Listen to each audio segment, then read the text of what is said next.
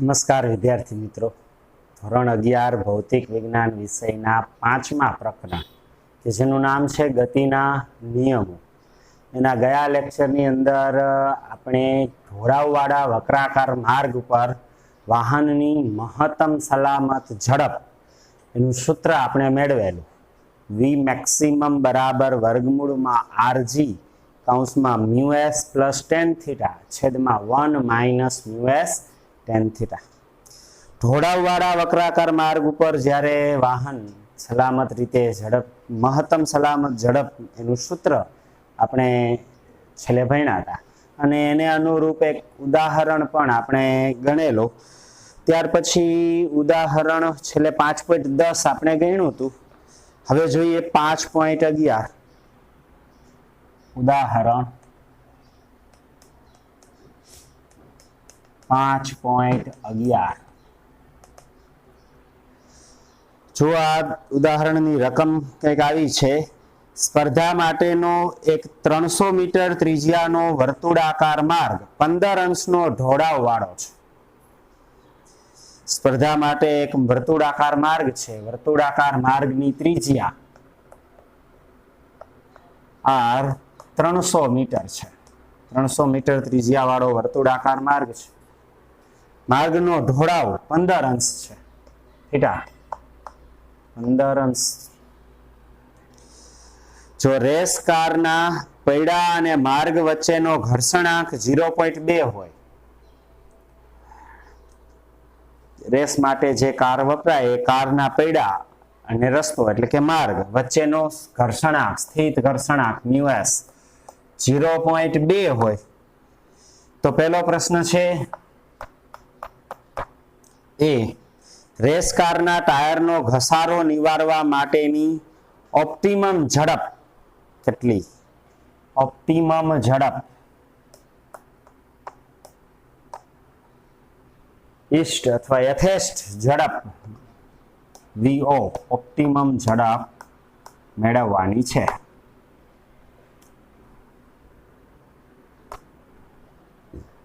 સાથે બીજો પ્રશ્ન છે લપસવાનું નિવારી શકાય તેવી શક્ય મહત્તમ ઝડપ, મહત્તમ સલામત ઝડપ પણ શોધવાની છે. તો પહેલા ઓપ્ટિમમ ઝડપ મેળવીએ. VO ઓપ્ટિમમ ઝડપ VO બરાબર સૂત્ર શું છે? કાલે આપણે ભણ્યા હતા વર્ગમૂળમાં rg tan theta. rg tan theta. ખૂણો થીટા 15 અંશ છે જેનું મૂલ્ય ખબર છે આપણને 9.8 મીટર પર સેકન્ડ સ્ક્વેર અને r ત્રિજ્યા 300 મીટર છે. બધી જ કિંમત મૂકી અને સાદું રૂપ આપીએ તો VO બરાબર વર્ગમૂળમાં r 300 ગુણ્યા g 9.8 ગુણ્યા 10 ખૂણો છે 15 અંશનો. તેથી ઓપ્ટિમમ ઝડપ VO બરાબર વર્ગમૂળમાં 300 ગુણ્યા 9.8 tan 15. નેચરલ ટેન્જેન્ટ ટેબલમાં 15 અંશ 0 મિનિટ એની સામે એનું મૂલ્ય નેચરલ ટેન્જેન્ટ ટેબલમાં tan 15 મેળવીએ. tan 15 અંશ બરાબર 0.2679 છે. 0.2679 આ નેચરલ ટેન્જેન્ટ ટેબલ પરથી 15 અંશ 0 મિનિટ માટે tan નું મૂલ્ય 0.2679 મળે. તેથી ઓપ્ટિમમ ઝડપ VO બરાબર વર્ગમૂળમાં આ ત્રણેયનો ગુણાકાર કરીએ. 300 ગુણ્યા 9.8 અને એને ગુણ્યા 0.2679 તો પરિણામ મળે છે આ ત્રણેયનો ગુણાકાર 787.626.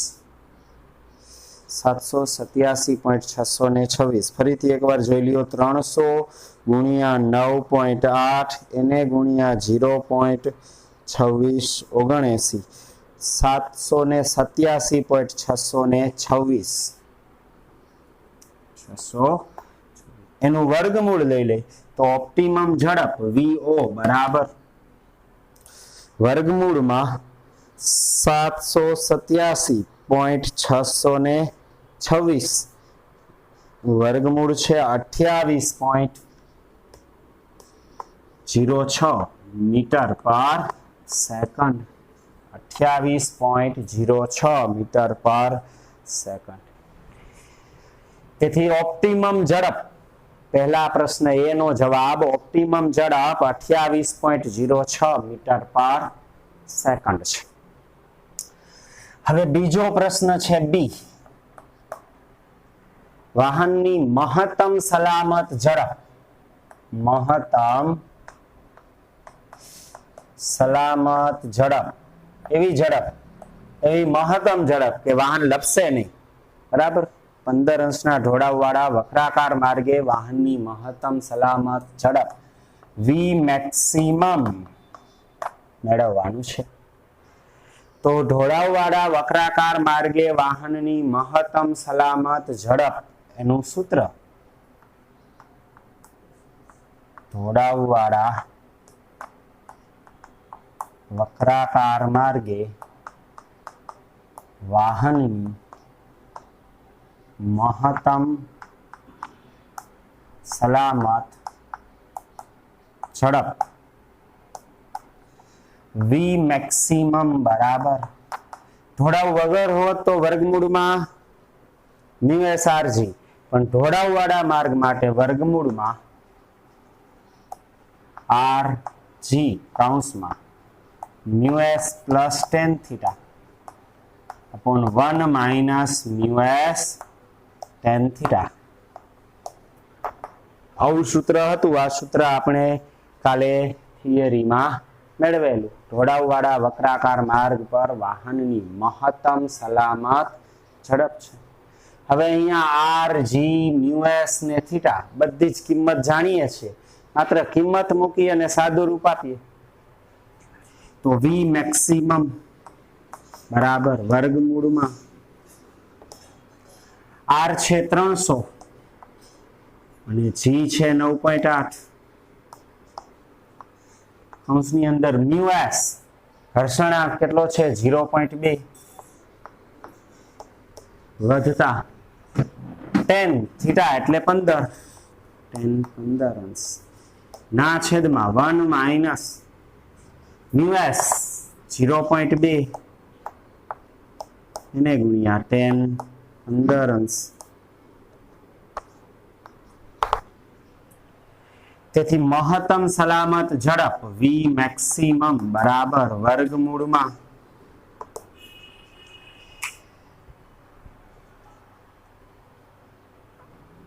300 ગુણ્યા 9.8 ગુણ્યા કૌંસની અંદર 0.2 વધતા tan 15 નેચરલ ટેન્જન્ટ ટેબલ પરથી tan 15 એટલે આપણને ખબર છે 0.2679 છેદમાં 1 માઇનસ 0.2 અને એને ગુણ્યા 0.2679 તેથી V મેક્સિમમ બરાબર વર્ગમૂળમાં આ 300 ગુણ્યા 9.8 એને ગુણ્યા 0.2 વત્તા 0.2679 એટલે 0. કેટલા થાય 4679 1 માઇનસ છેદમાં 1 માઇનસ અંશમાં આ બેનો સરવાળો 2 ને 2 4 થાય ને એટલે 0.4679 છેદમાં 1 માઇનસ 0.2 ગુણ્યા આટલા 0.2 ગુણ્યા 0.2679 0.05358 તેથી V મેક્સિમમ બરાબર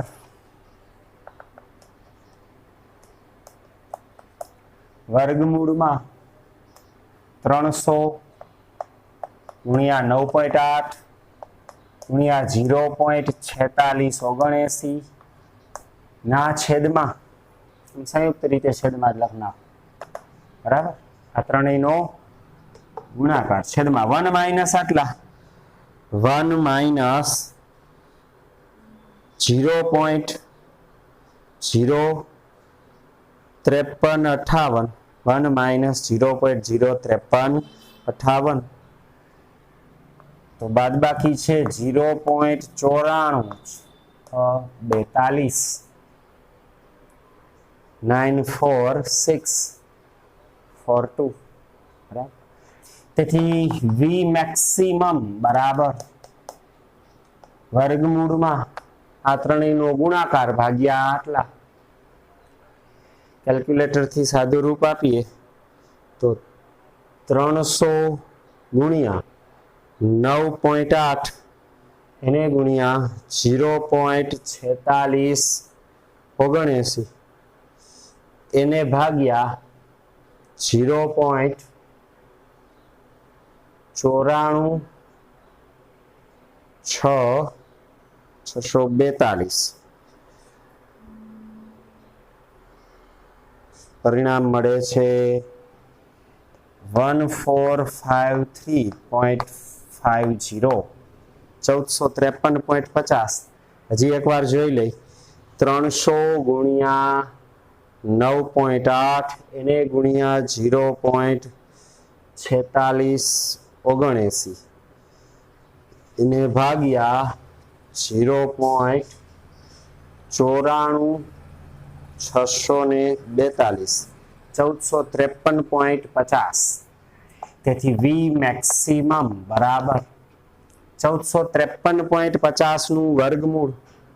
તેથી વર્ગમૂળમાં 1453.50 પરિણામ છે 38.12 મીટર પર સેકન્ડ. તેથી આ ઢોળાવવાળા માર્ગે કારની મહત્તમ સલામત ઝડપ 38.12 મીટર પર સેકન્ડ મળે છે. અહીં બે પ્રશ્ન હતા. કારની ઓપ્ટિમમ ઝડપ કેટલી? તો ઓપ્ટિમમ ઝડપ છે 28.06 મીટર પર સેકન્ડ. અને બીજું વાહનની મહત્તમ સલામત ઝડપ કેટલી? તો વાહનની મહત્તમ સલામત ઝડપ 38.12 મીટર પર સેકન્ડ છે. તો આ ઉદાહરણ 5.11.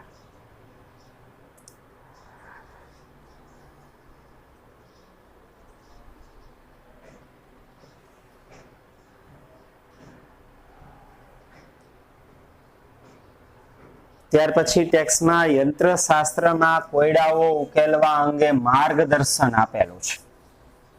યંત્રશાસ્ત્રના જુદા જુદા કોયડાઓ છે એ ઉકેલવાની ખરેખર દરેક કોયડાઓ અલગ અલગ રીતે ઉકેલાતા હોય, પરંતુ દરેક કોયડાઓ ઉકેલતી વખતે યંત્રશાસ્ત્રના દરેક કોયડા ઉકેલતી વખતે કેટલીક સામાન્ય સ્થિતિઓમાંથી પસાર થવાનું હોય છે. તો યંત્રશાસ્ત્રના કોયડાઓ ઉકેલવા અંગે માર્ગદર્શન ખરેખર દરેક કોયડો અલગ અલગ રીતે ઉકેલાય. બધા કોયડા એકસરખી રીતે ઉકેલાતા હોતા નથી, પરંતુ કેટલીક જનરલ એવી પરિસ્થિતિ છે કે જેમાંથી આપણે પસાર થવાનું હોય.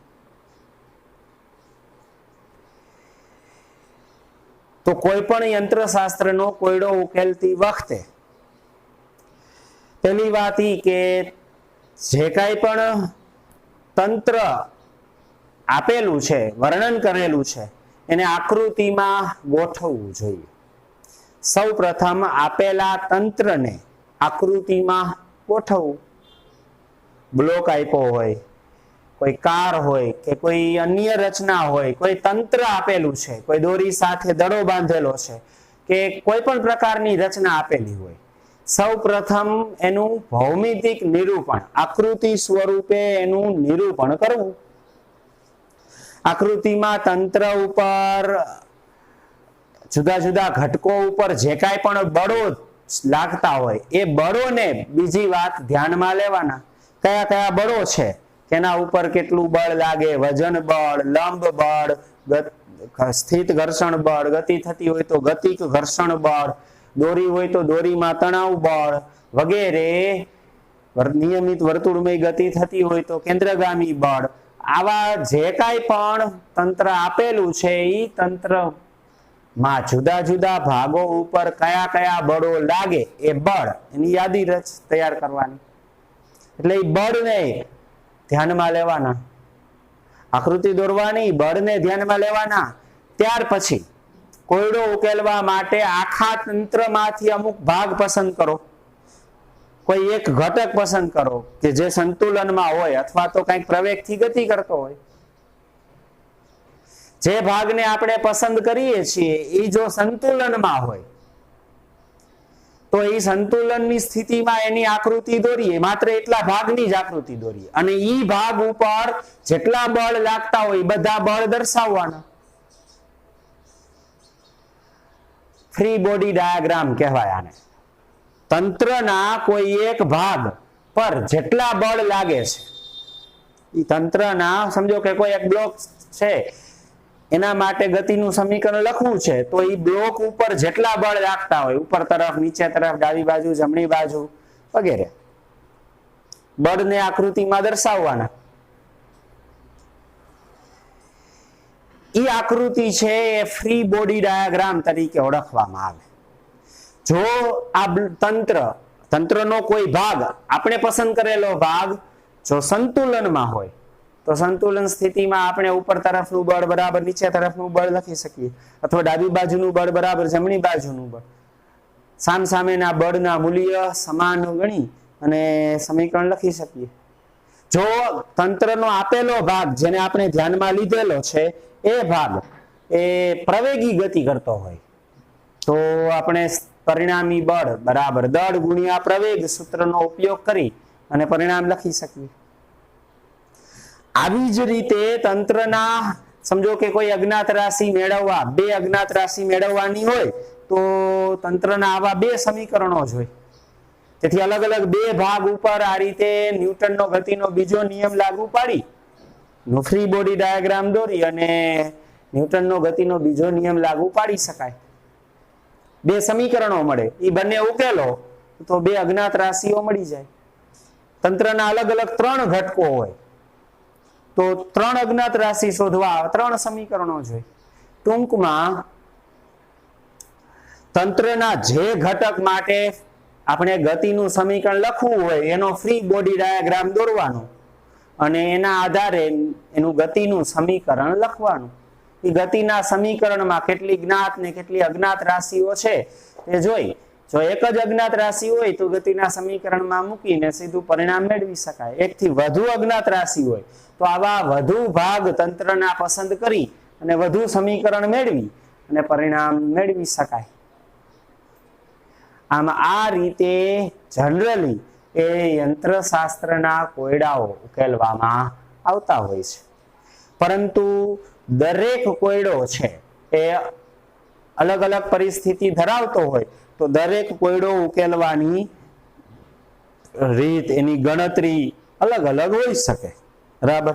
પણ આ જનરલ વાત છે કે આ પરિસ્થિતિનું, આ ક્રમનું પાલન કરતા કરતા આપણે સામાન્ય મોટા ભાગના કોયડાઓ છે એનો ઉકેલ મેળવી શકીએ છીએ, બરાબર. તો આ કોયડાઓ ઉકેલવા અંગે માર્ગદર્શન છે. ત્યાર પછી ટેક્સ્ટમાં છેલ્લું ઉદાહરણ આપેલું છે, ઉદાહરણ 5.12.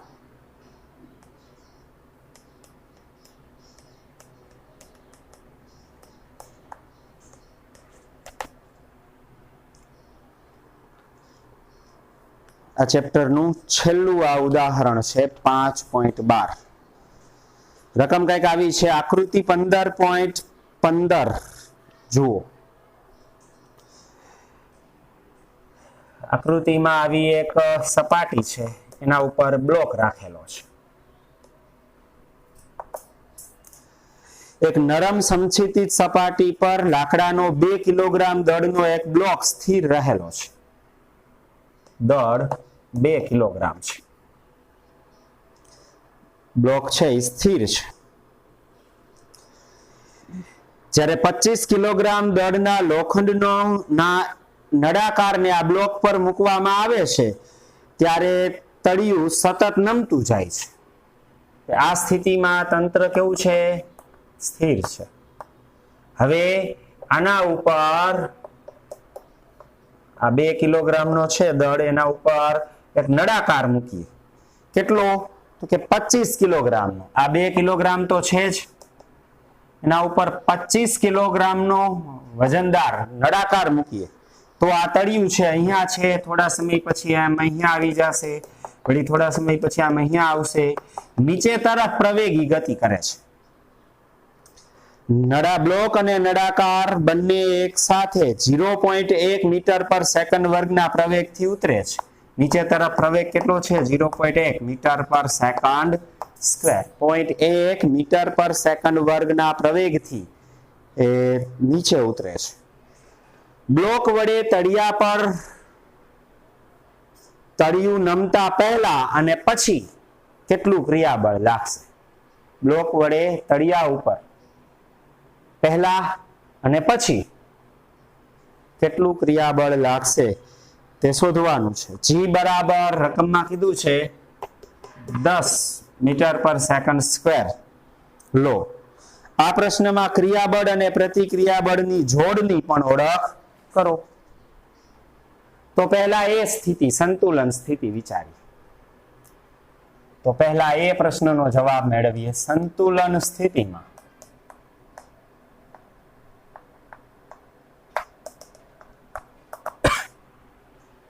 આ 2 કિલોગ્રામ દળનો બ્લોક વિચારો।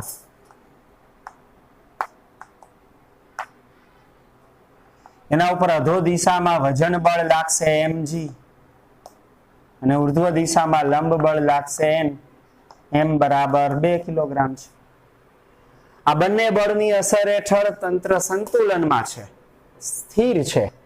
તો ઉપર તરફ લાગતું બળ બરાબર નીચે તરફ લાગતું બળ। સંતુલન હોવાથી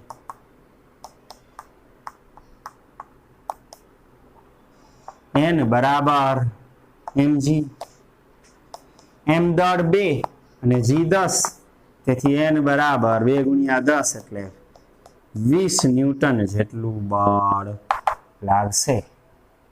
લંબ બળ એ 20 ન્યૂટન જેટલું છે। એટલે કે સપાટી વડે બ્લોક ઉપર અને બ્લોક વડે સપાટી ઉપર 20 ન્યૂટન બળ લાગશે।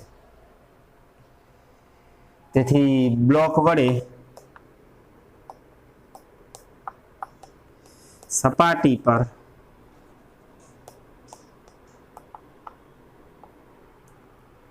લાગતું બળ 20 ન્યૂટન હશે અને બ્લોક વડે સપાટી ઉપર જે બળ લાગશે એ નીચે તરફ હશે। આનાથી ઉલટું સપાટી વડે બ્લોક ઉપર તરફ બળ લાગે છે, આટલું જ, પણ ઉપર તરફ આ જ રીતે સપાટી વડે બ્લોક પર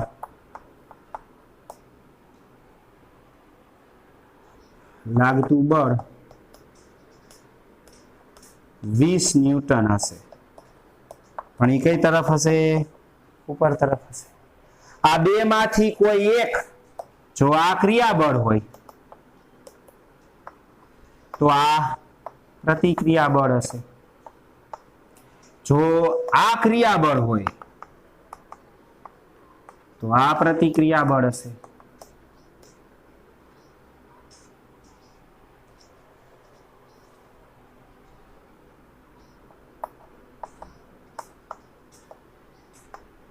બરાબર।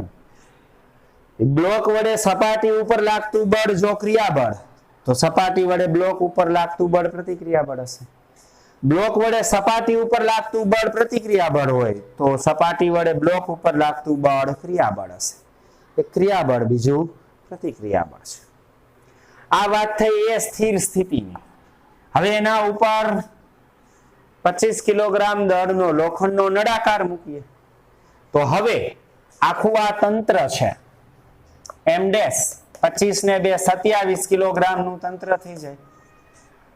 ઈ તંત્ર છે એ અધો દિશામાં વજન બળ અનુભવશે m ડેશ g અને ઉર્ધ્વ દિશામાં લંબ બળ અનુભવશે n ડેશ. અને આ તંત્ર સંતુલનમાં નથી, નીચે તરફ એ પ્રવેગથી ગતિ કરે છે.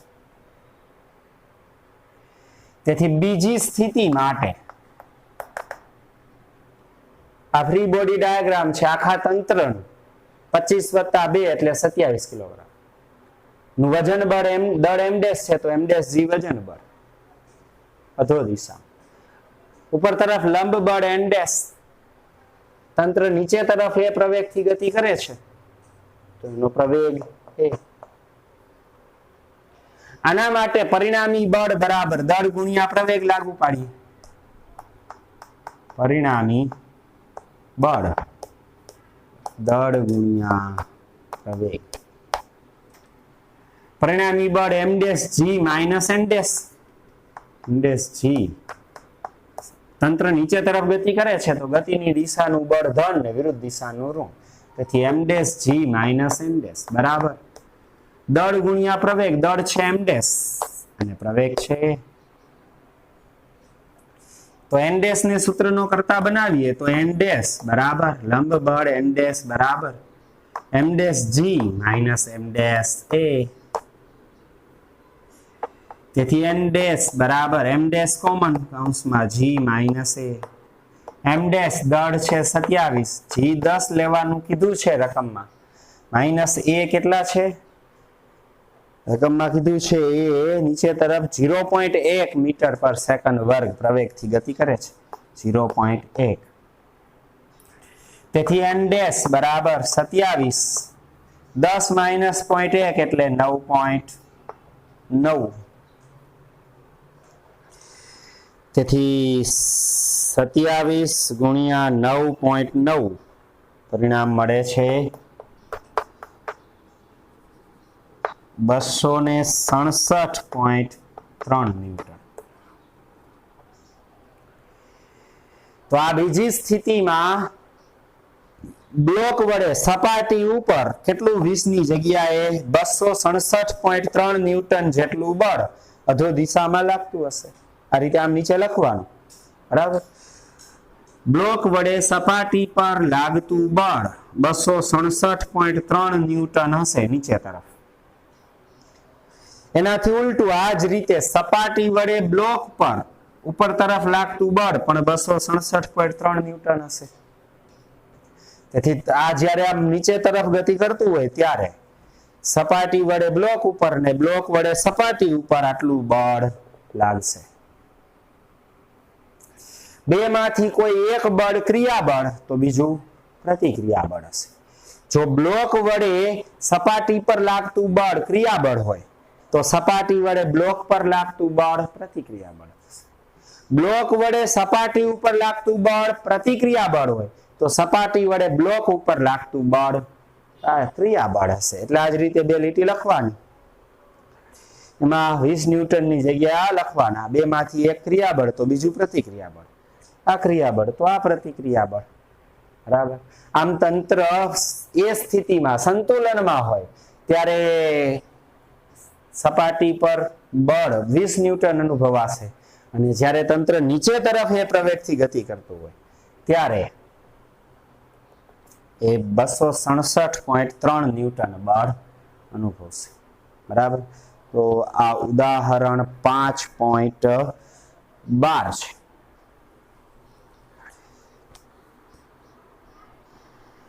અહીંયા આ ચેપ્ટરની બધી જ થિયરી અને ઉદાહરણ પૂરા થાય છે.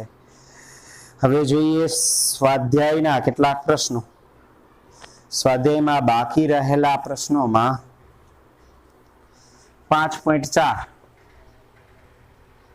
સ્વાધ્યાય 5.4 જો એની રકમ કંઈક આવી છે.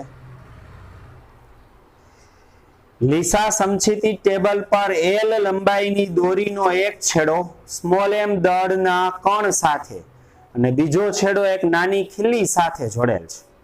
એક સમછીતી લીસું ટેબલ છે, એના ઉપર એક દોરી છે, દોરીની લંબાઈ L છે, દોરીનો એક છેડો ખીલી સાથે બાંધેલો છે, બીજો છેડો m દળનો કણ બાંધેલો છે. જો કણ v ઝડપથી વર્તુળમય ગતિ કરે, કણ v ઝડપથી આ રીતે આમ ટેબલની સપાટી ઉપર વર્તુળમય ગતિ કરે તો કણ પરનું ચોખ્ખું પરિણામી બળ કેન્દ્ર તરફની દિશામાં કેટલું હશે? કણ પરનું પરિણામી બળ કેટલું હશે? કણ વર્તુળ માર્ગે ગતિ કરે છે તો કણ ઉપર દોરી વડે, દોરીમાં ઉદ્ભવતું તણાવ બળ હશે એટલું બળ લાગશે, કારણ કે કણ ઉપર અધો દિશામાં વજન બળ લાગતું હશે, ઉર્ધ્વ દિશામાં ટેબલ ઉપર છે એટલે લંબ બળ લાગતું હશે, બે સરખા સમાન મૂલ્યના વિરુદ્ધ દિશા. સમક્ષિતિજ વર્તુળાકાર માર્ગે ગતિ થાય છે તો કેન્દ્રગામી બળ તણાવ બળ પૂરું પાડશે, તેથી તણાવ બળ T ઉદ્ભવશે. તેથી કણ ઉપર લાગતું બળ કેટલું હશે? દોરીમાં ઉદ્ભવતા તણાવ બળ T જેટલું હશે. તેથી 4 વિકલ્પો આપેલા હતા, એમાંથી દોરીમાં ઉદ્ભવતા તણાવ બળ T જેટલું બળ એ કણ પર લાગતું હશે. બરાબર. તો આ સ્વાધ્યાયમાં 5.4 છે. બાકીના સ્વાધ્યાયના પ્રશ્નોના જવાબ હવે આપણે વિદ્યાર્થી મિત્રો આવતા લેક્ચરમાં મેળવશું. બરાબર. અને આવતા લેક્ચરમાં આપણે આ ચેપ્ટર પૂરું કરશું. બાકીના સ્વાધ્યાયના દાખલા આપણે કાલે જોશું. સારું, ચાલો તો આજે અહીંયા સુધી રાખીએ. નમસ્કાર.